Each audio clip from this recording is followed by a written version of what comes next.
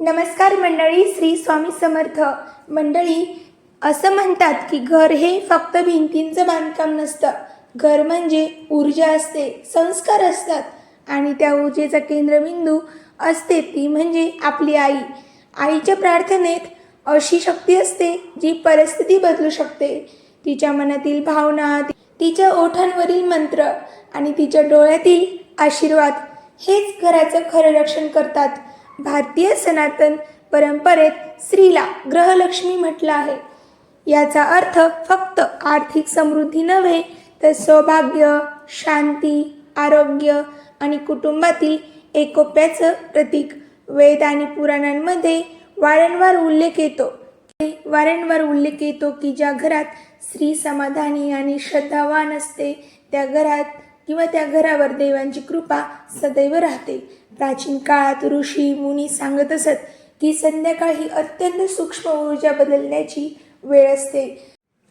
सूर्यास्तानंतर दिवसाची धावपळ शांत होते आणि रात्रीची स्थिरता सुरू होते. ही वेळ प्रार्थनेची, दीप प्रज्वलन आणि सकारात्मक संकल्पनासाठी सर्वोत्तम मानली गेली आहे. आईने सायंकाळी दररोज संध्याकाळी सर्वप्रथम घरातील देवघरासमोर एक छोटासा तुपाचा किंवा तीळ तेलाचा दिवा लावावा. दिवा म्हणजे प्रकाश आणि प्रकाश म्हणजे आशा. स्कंद पुराणात उल्लेख आहे की संध्याकाळी लावलेला दीप घरातील नकारात्मकता दूर करतो. दिव्याच्या ज्योतीकडे शांतपणे पाहत आईने मनोमन आपल्या मुलांच्या आणि पतीच्या नावाने प्रार्थना करावी. आईची प्रार्थना देव नक्कीच ऐकतो. हे ईश्वर, माझ्या कुटुंबाला आरोग्य दे, सद्बुद्धी दे, योग्य मार्ग दाखव. इतकी साधी प्रार्थना असली तरी तिच्यात अमर्याद शक्ती असते. अनेक उदाहरणे आहेत. इतिहासामध्ये खूप उदाहरणे आहेत जिथे मातांच्या प्रार्थनेने परिस्थिती बदलली. छत्रपती शिवाजी महाराजांच्या आयुष्यात जिजामातांनी केलेला संस्कारांचा आणि प्रार्थनांचा प्रभाव स्पष्ट दिसतो. आईच्या संकल्पात भविष्य घडवण्याची ताकद असते. संध्याकाळी देवासमोर बसून काही क्षण शांत राहणे अत्यंत महत्त्वाचे आहे. हे मौन म्हणजे केवळ न बोलणे नव्हे, तर मन स्थिर करणे. मन शांत झालं की विचार शुद्ध होतात आणि शुद्ध विचारांमधूनच योग्य निर्णय जन्म घेतात. आईने शक्य असल्यास दररोज रामरक्षा स्तोत्र, दुर्गास्तुती किंवा विष्णू सहस्रनामातील काही श्लोक म्हणावेत. जर मोठं स्तोत्र शक्य नसेल तर साधा मंत्र जप पुरेसा आहे. ओम नमो भगवते वासुदेवाय हा मंत्र किंवा ओम नमः शिवाय हा मंत्र 108 वेळा जपला तरी मन स्थिर होतं आणि घरात सकारात्मक स्पंदन निर्माण होतं. हे मंत्र जर आपल्या घरात आपण थोडंसं मोठ्याने जर म्हटलो तरी घरामध्ये सकारात्मक स्पंदन निर्माण होतंच. पतीच्या दीर्घायुष्यासाठी, सौभाग्यासाठी स्त्रीने संध्याकाळी मंगळसूत्राला स्पर्श करून प्रार्थना करावी. ही कृती श्रद्धेची आहे, अंधश्रद्धेची नाही. मनातील कृतज्ञता व्यक्त करणं म्हणजे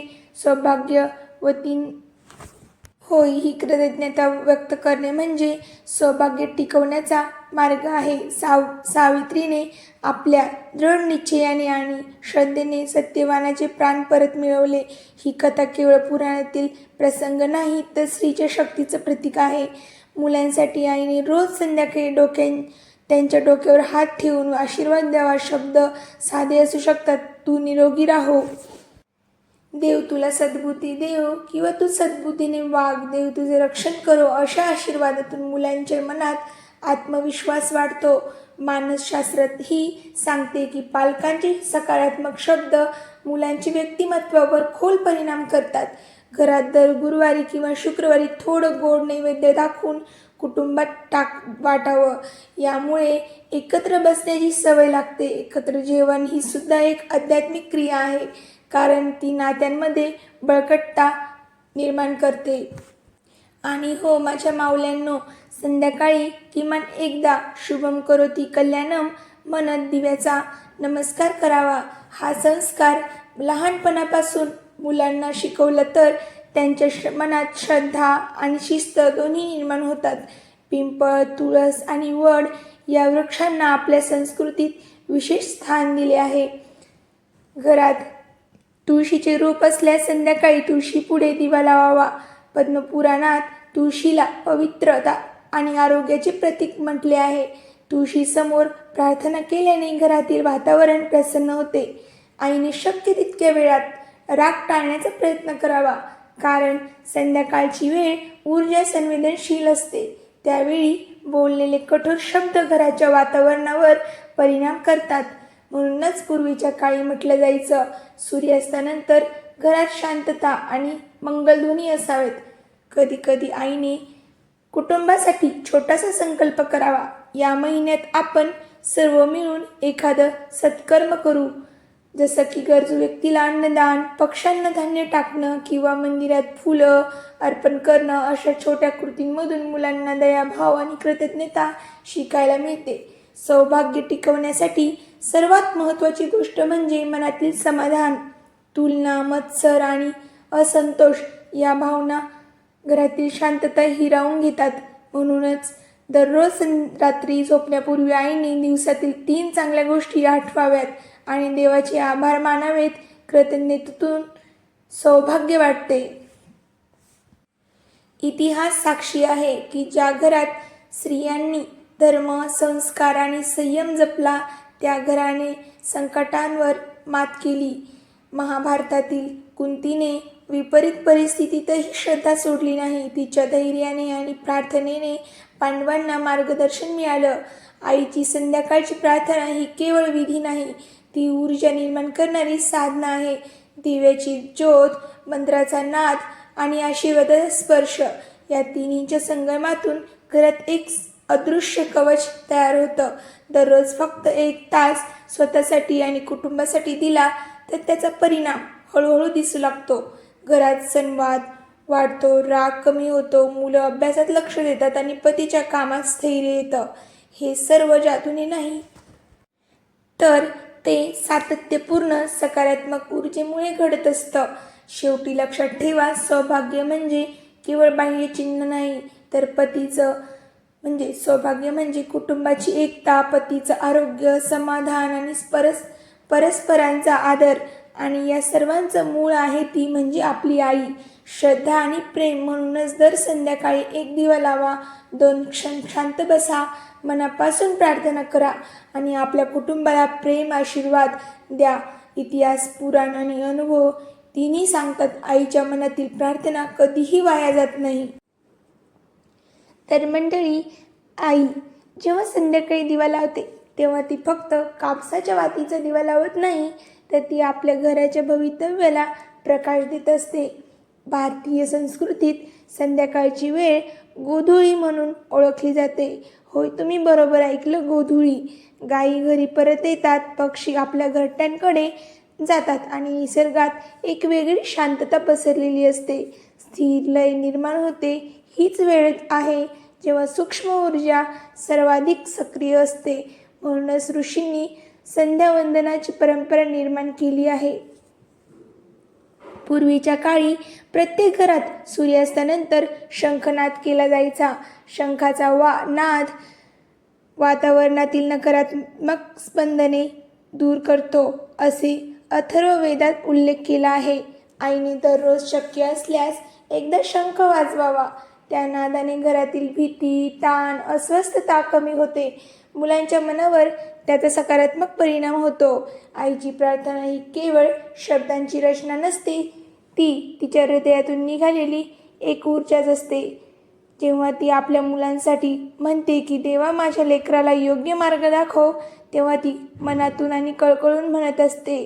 तेव्हा त्या भावनेत विश्व हलवण्याची ताकद असते.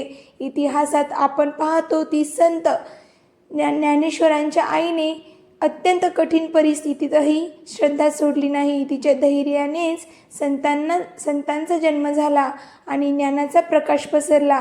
संध्याकाळी आईने घरातील प्रत्येक खोलीत थोडंफार पाणी शिंपडावं आणि मनात शांत मंत्र म्हणावा. पाणी हे शुद्धीकरणाचं प्रतीक आहे. गंगाजल उपलब्ध असल्यास त्याचे काही थेंब टाकावेत. हा केवळ धार्मिक विधी नसून मनोवैज्ञानिक दृष्ट्याही महत्त्वाचा आहे. पाण्याच्या स्पर्शाने मनात ताजेपणा निर्माण होतो.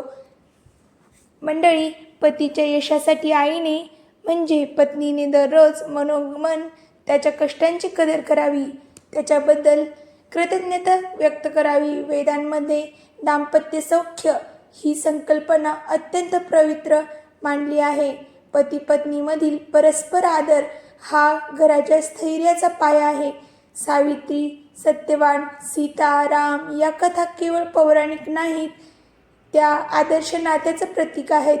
संध्याकाळी काही क्षण कुटुंब एकत्र बसून दिवसातील अनुभव शेअर करणे ही सुद्धा एक आध्यात्मिक साधना आहे. आईने मुलाचं ऐकावं आणि त्याला समजून घ्यावं. अशा संवादातून मुलांमध्ये आत्मविश्वास वाढतो. संशोधन सांगतं की ज्या घरात दररोज संवाद होतो तिथे मुलं मानसिकदृष्ट्या अधिक मजबूत होतात. आईने शक्य असल्यास दर सोमवार शिव नामस्मरण, मंगळवारी हनुमान चालीसा, गुरुवारी विष्णू प्रार्थना आणि शुक्रवारी देवी स्तुती करावी. हे सर्व मोठ्या विधीने नाही तर साधेपणाने. सातत्य हाच खरा मंत्र आहे. सातत्याने केलेली छोटी साधना मोठा परिणाम घडवते. घरात तुळशीसमोर बसून दारामध्ये तुळशीसमोर बसून आईने मुलांना 2 चांगल्या गोष्टी सांगाव्यात. एखादी कथा, एखादा संस्कार. पूर्वी आजी आजोबा गोष्टी सांगत असत, त्या गोष्टींमधून मुले रुजत असत. आजच्या काळातही आई ही परंपरा जिवंत ठेवू शकते. आईने स्वतःच्या मनाचीही काळजी घ्यावी, कारण तिचं मन शांत असेल तरच घर शांत राहतं. संध्याकाळी 5 ते 10 मिनिटे दीर्घ श्वासोच्छ्वास करावा. डोळे मिटून फक्त श्वासावर लक्ष केंद्रित करावं. ही साधी ध्यान पद्धती मनातील ताण कमी करते. आईने स्वतःची काळजी नक्कीच घेतली पाहिजे. इतिहासात आपण पाहतो की अनेक महान व्यक्तींच्या मागे त्यांच्या आईचा आशीर्वाद असतो. स्वामी विवेकानंदच्या मागे त्यांच्या आईने त्यांना सत्य आणि निर्भयतेचे संस्कार दिले. त्या संस्कारांनीच जगाला एक महान संत दिला.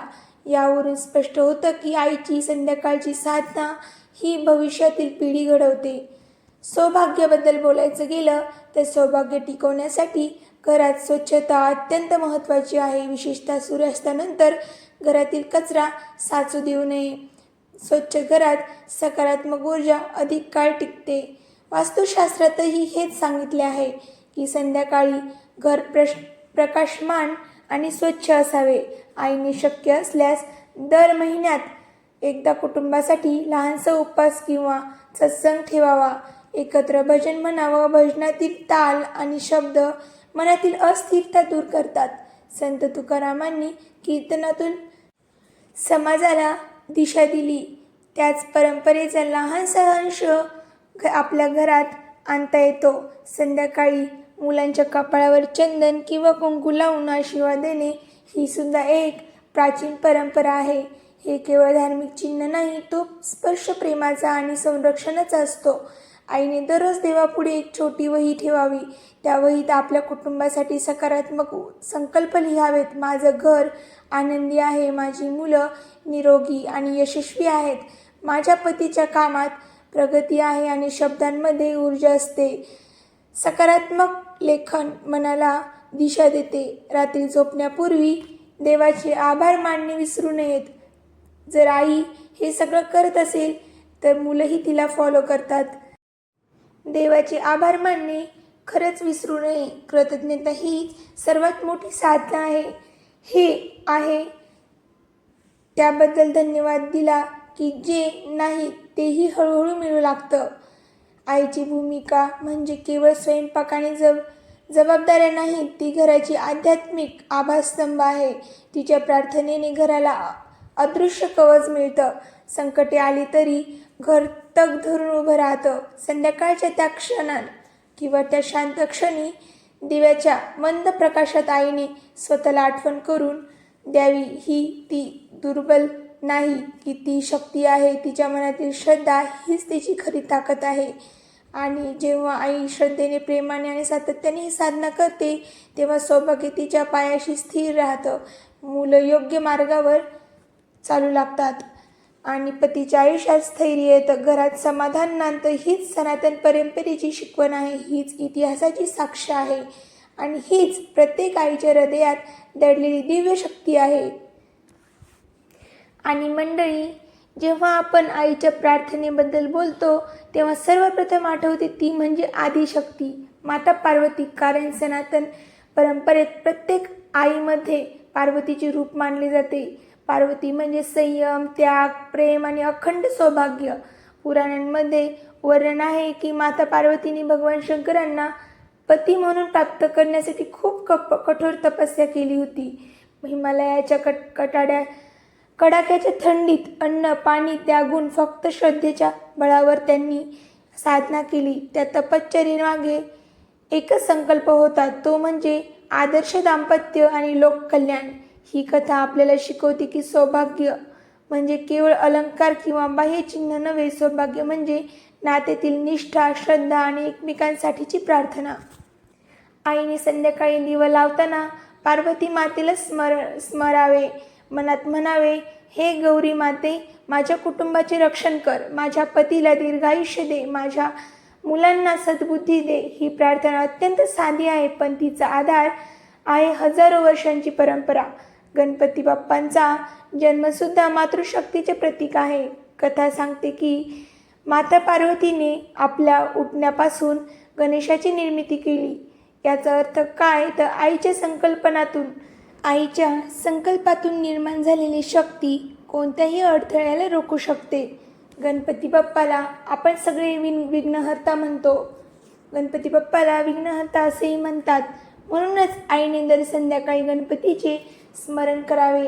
अगदी मोठे स्तोत्र नसेल तरी चालेल, फक्त मनापासून म्हणावे, वक्रतुंड महाकाय सूर्यकोटी समप्रभ निर्विघ्नं कुरु मे देव सर्व कार्येषु सर्वदा.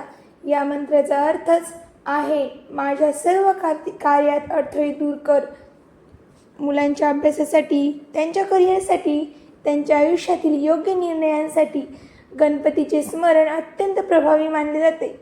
इतिहासात प्रत्येक शुभ कार्याच्या प्रारंभी गणेश पूजन केले जाते, कारण सुरुवात शुद्ध असेल तर शेवटही मंगल होतो.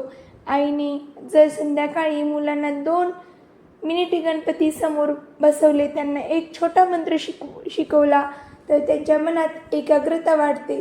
गणपतीचे मोठे कान हे ऐकण्याचे प्रतीक आहेत.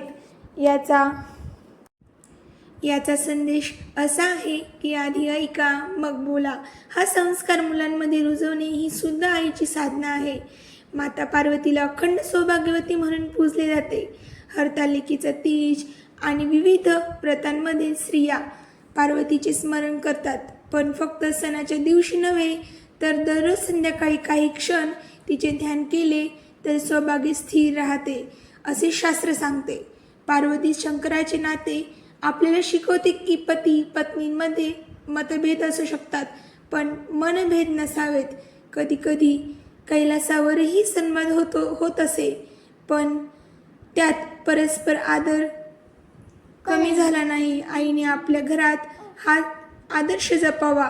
संध्याकाळी दिवा लावताना जर शक्य असेल तर थोडे हळद कुंकू पार्वतीच्या प्रतिमेसमोर ठेवावे. हळद म्हणजे मंगलता, कुंकू म्हणजे सौभाग्य हे प्रतीक आहे नात्यातील स्थैर्याचे. गणपती आणि पार्वती या दोन्ही ऊर्जांचा संगम म्हणजे कुटुंबाची पूर्णता.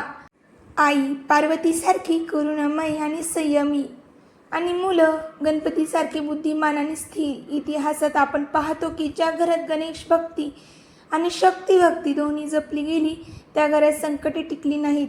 कारण एकीकडे अडथळे दूर करणारी शक्ती तर दुसरीकडे संरक्षण करणारी मातृशक्ती असते. आईने कधी कधी आपल्या मुलांच्या कपाळावर हात ठेवून गणपती बाप्पांचं नामजप करावा. तो स्पर्श केवळ प्रेमाचा नसतो, तो संरक्षणाचा कवच असतो. पतीसाठी पार्वतीचे ध्यान करताना मनात कृतज्ञता ठेवावी, जो माझ्या आयुष्याचा साथी आहे. ही भावना जपली तर नात्यात सौम्यता राहते. संध्याकाळी घरात जर गणपतीची छोटीशी मूर्ती असेल तर त्याच्यासमोर एक छोटा नैवेद्य ठेवावा. अगदी साखरेचा तुकडाच पण चालेल किंवा फळ. याचा अर्थ असा आहे की आपण आपल्या श्रमाची फळ प्रथम देवाला अर्पण करतो. ही केवळ कृती मोठ्या दिखाव्याची नाहीत, त्या साध्या, सातत्यपूर्ण आणि प्रेमाने केलेल्या आहेत. आणि प्रेमातच सर्वात मोठी आध्यात्मिक शक्ती असते. आई जेव्हा पार्वतीसारखी संयम राखते आणि गणपतीसारखी बुद्धी मुलांना शिकवते, तेव्हा घरात एक अदृश्य संतुलन निर्माण होते. सौभाग्य म्हणजे फक्त बाह्य चिन्ह नाही, ते आहे घरातील शांतता, परस्पर आदर आणि देवावरचा विश्वास. म्हणून दर संध्याकाळी दिव्याच्या त्या मंद प्रकाशात गणपती बाप्पाचे आणि पार्वतीचे स्मरण करा. आपल्या कुटुंबासाठी आशीर्वाद मागा, मनात श्रद्धा ठेवा. इतिहास, पुराण आणि अनुभव सांगतात, आईची श्रद्धा, गणपती पार्वतीची कृपा असेल तर घर कधीही अंधारात राहत नाही.